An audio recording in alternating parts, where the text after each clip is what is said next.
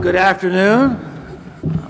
I'm humbled. I am really humbled to be in the same room with three of the great investors of the world.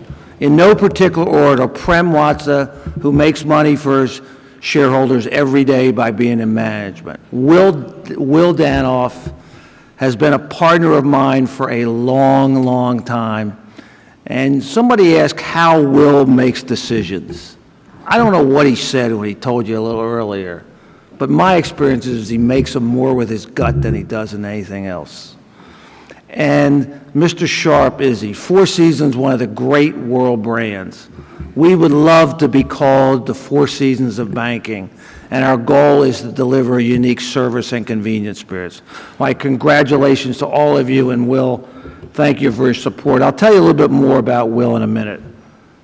So I'm going to talk about a different thing. Value. Value is where you see it. All of us have a different view of value. I believe you create the highest value by creating high sustained growth. So my comments today are about how do you build a growth company in a slow growth world. And I'm going to use our banking examples as an example. So we believe great businesses are built by building fans. Izzy believes that probably as much as I do. And fans are so important because they join our brand, they remain loyal, and they bring their friends. You cannot have a sustained growth business unless your business model and execution brings fans. Right, Izzy? Now, when we talk about fans and customers and brands, it's a little hard to see this. When we talk about brands, the basic brand is, if I say Ford, you know it means car, nobody gets too excited. The next level up, if I mention a brand, you have a good feeling about it.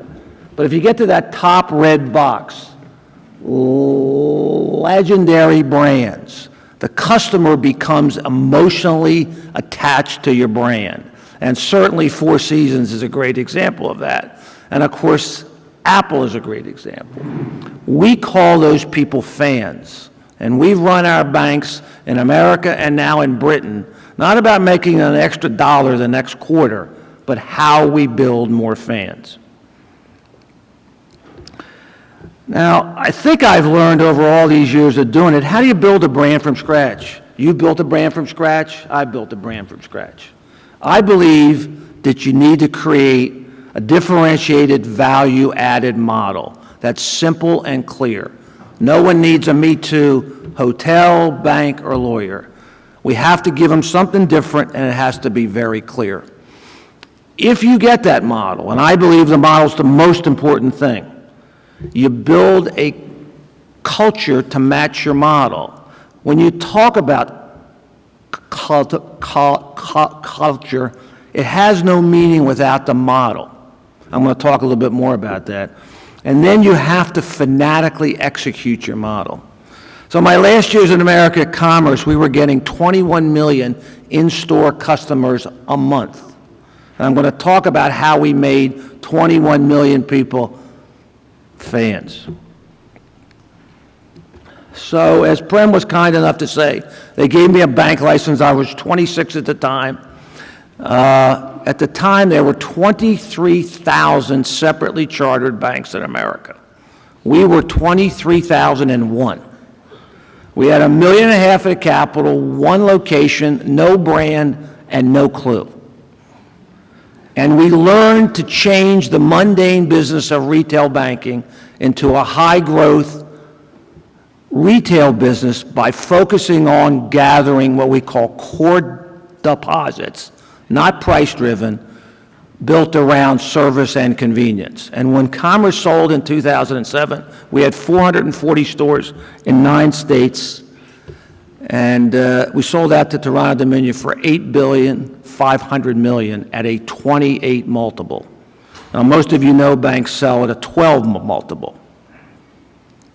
So this talks about Commerce. I won't dwell too much on the numbers, but it shows you the growth in assets, deposits and loans. And you can see in the first far left in 1990, we're a little bank, $1 billion in assets, and a market cap of 24 million. What the hell was I doing all these times? Through the 1990s, we grew to $8 billion in assets, and our market cap went up to $1.5 billion. We didn't acquire to grow. This is all a build model, very, very much like Four Seasons.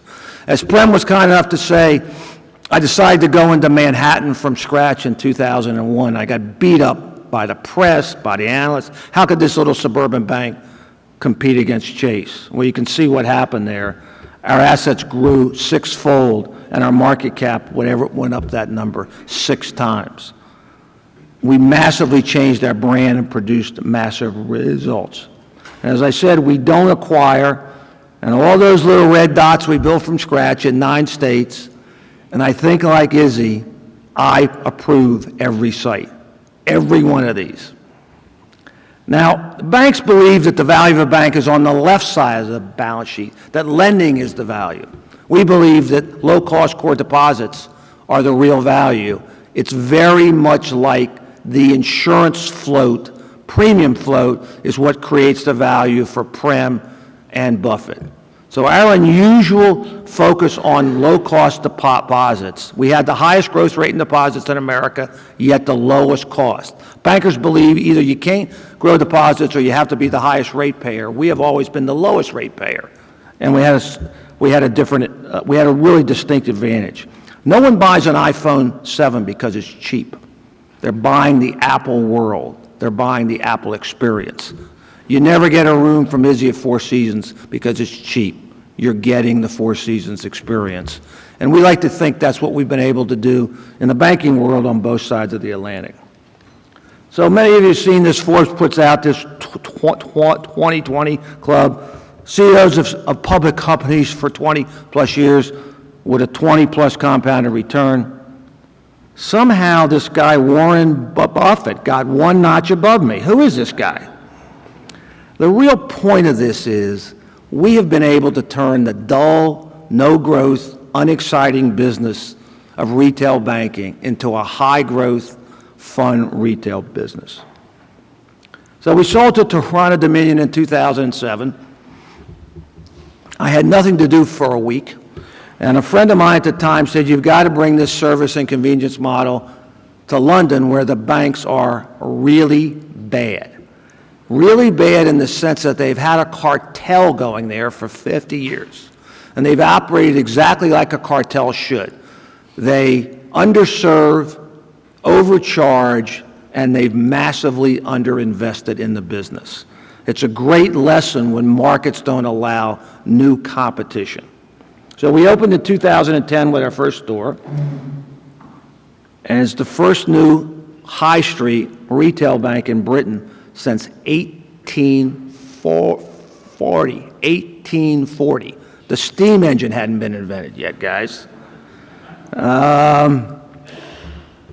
We decided that we were not going to adapt our American model to Britain. We were going to ignore everything the Brits told us, and we were going to build our identical New York model. And we operate in Britain a banking model that's everything's the same as what we did in Manhattan, down to the pens, the hours, the dogs. I'll show you all that stuff. Now, the press said the Brits won't switch banks. They're more inclined to get divorced than they are to switch banks. I don't have a chart, so I'll put this in. We measure in banking your deposit growth per branch per year, just like a retailer would measure store comps. So the average American branch grows its deposits today 1 to 2 million per branch per year. 1 to 2 million. Our bank Commerce grew 18 to 20 million. In Britain, we're growing 100 million in US dollars. We're growing 100 times the American average. Our market cap, we floated for 1.6 billion. Our market cap today in pounds is 2.8. And we're just passing the 1 million account number, which is a big number in our world. We said this is not going to be a better UK bank. This is going to be something completely different and completely new. The big banks are burdened with the past, antique ITs, bad brands, bad legacy. We got to start from scratch. One of the few things I learned when I went to Wharton One of the professors said, it's easier to build a brand than it is to fix a brand, and I think there is a lot of truth to that.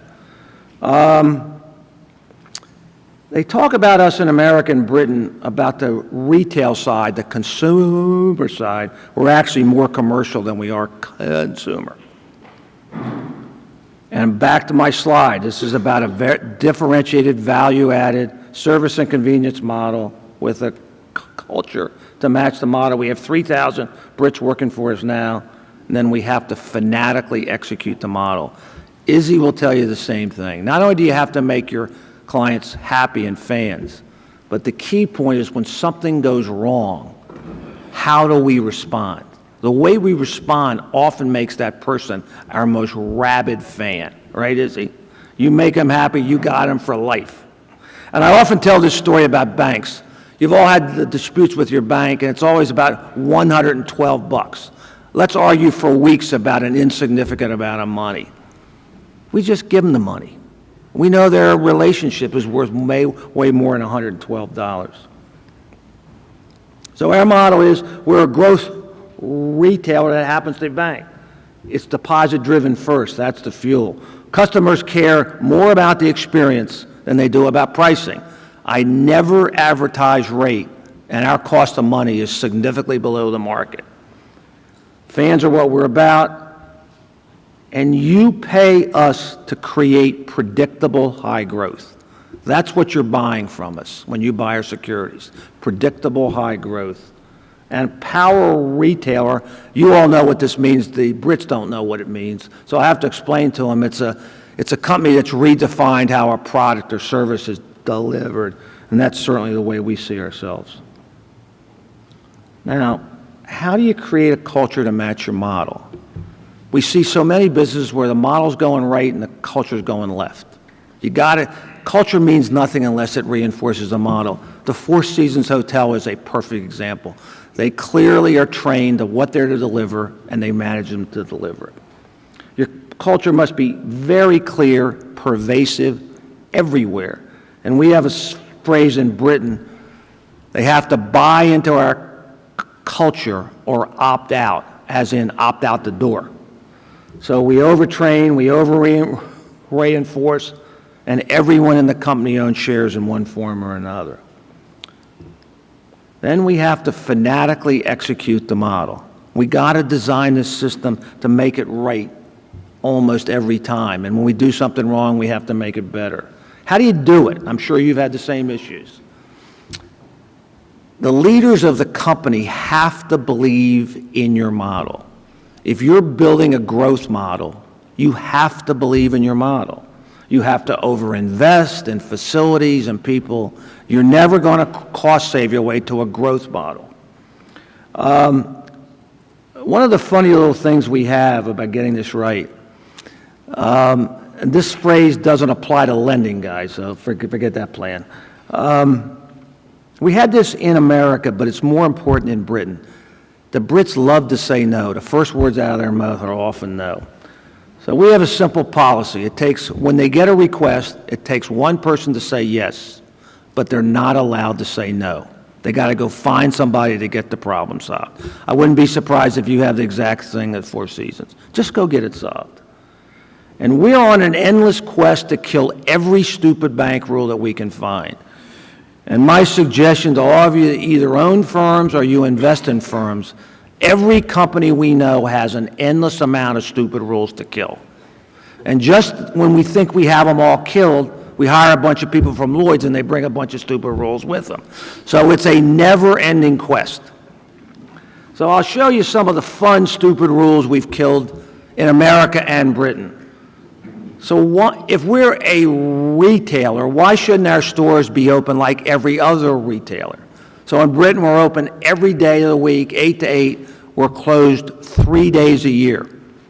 The customers take that to mean this company's open for my convenience, not for their convenience. Every one of you men has a jar of coins at home, and the banks won't take them. What do you do? And those of you who've lived in Britain, these coins weigh a ton. And in America, at Commerce, our so we have free self-service coin counting machines. You don't have to bank with us to use them, and they're free. My last year at Commerce, they were getting used 6 million times. We're the only supplier of this in Britain, and Toronto Dominion bought Commerce and decided they were too much trouble. They shut the machines down. Safe deposit boxes is another fun thing. It's a very minor business in America. The British banks all decided it was too much trouble to keep safe deposit boxes. We are the only vendor of safe deposit boxes in Britain.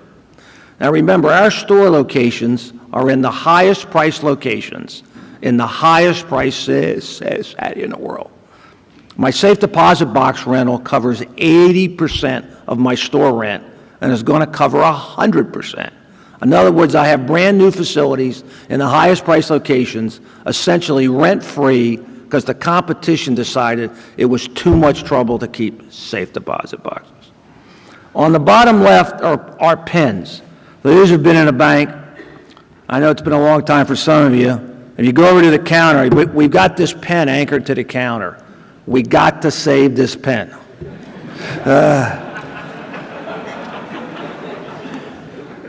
So the last year at Commerce, we gave away 28 million pens. And we were trying to drive the number up. So should I waste my efforts in protecting this pen, or do I want every household and every business in my markets to have Commerce or now Metro Bank pens? And we don't say take one. There's a big pile. Take them all. Take them all. And the last one is my dog. This is my dog. So the banks generally will not let you bring your dog into a branch. There is no reason on the face of the earth why that is. And this all started because my wife was shopping a Chase branch, tried to bring our dog in, the guard said you can't bring a dog. We turned that into what's called dog's rule. We want you to bring your dog in. We know his name. We give him treats. We give him water bowls to take home. We microchip dogs in the store. We have adoptions in the stores. The customers take that to mean, if you love my dog, you must love me. And all of these things together are what's delivering your brand message. All of these things together. And if there are people here in this audience that bank with me in America, they'll come up today and say, oh, those guys at Toronto Dominion, they did this, they did that. Because remember, people, I'm in the new account opening business. Yes, we're in the banking business, but really I'm in the new account acquisition business. So just a quick summary of what we're doing in London. We're not a better bank. This is a disruptor model. This is a disruptor model, and that's the goal. And you can read these things. I won't bother us. But the one in light blue, with less than £100,000 in marketing spend, our brand awareness in Greater London is 84%. That is just an unbelievable number. It's word of mouth, it's store, it's online. It's what Izzy and I would probably call buzz. It's just an amazing number.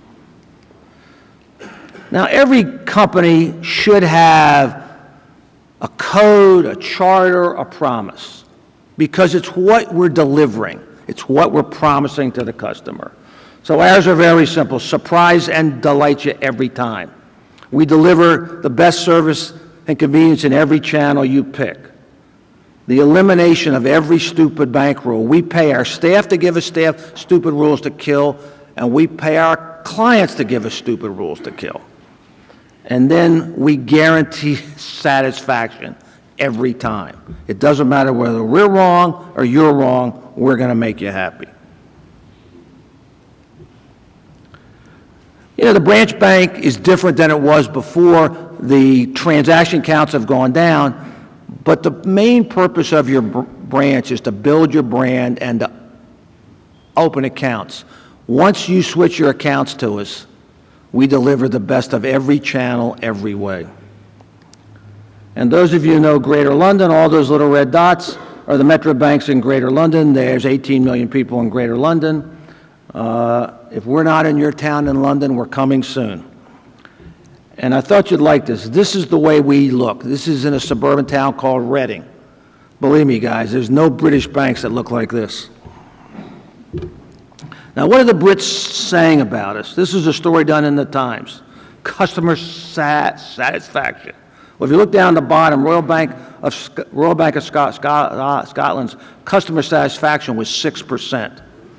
Ours was 93. Now, to reinforce this point even more, promoter score, net promoter score.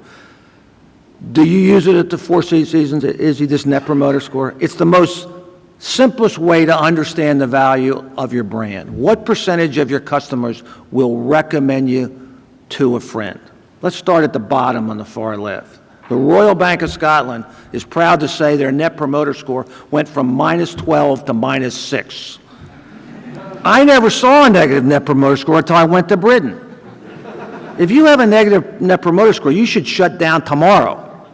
And of course, we're at the top.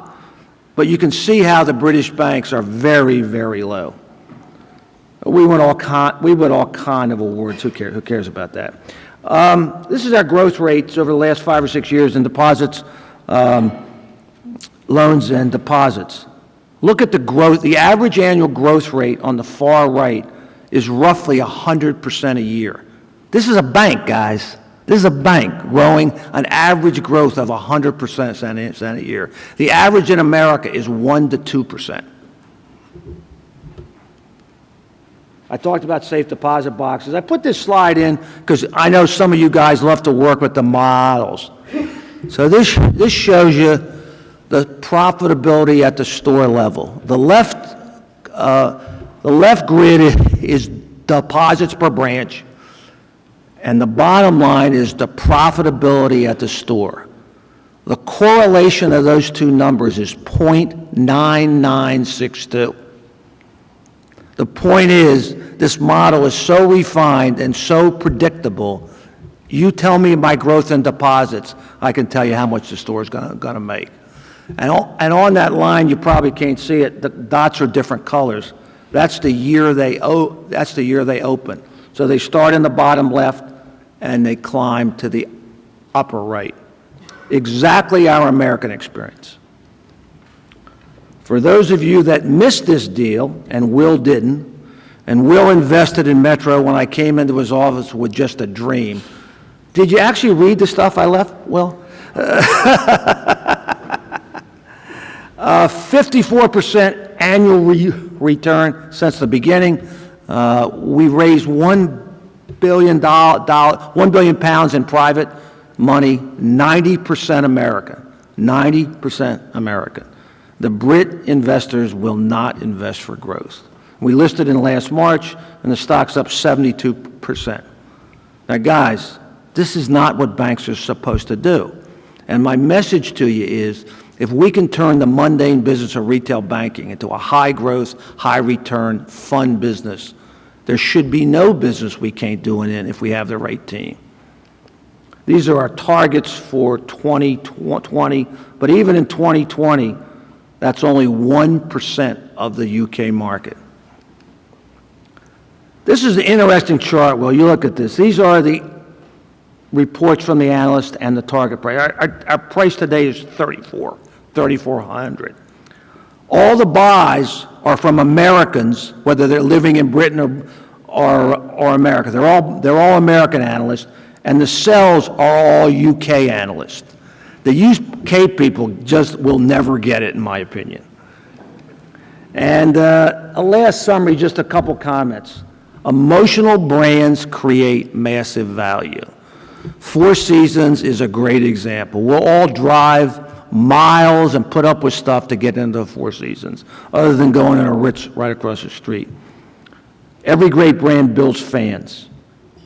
Your brand is who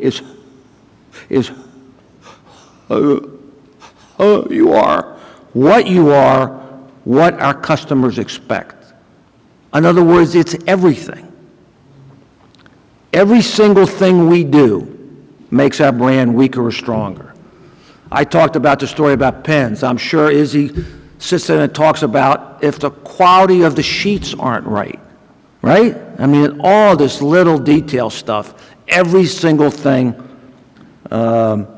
determines your brand.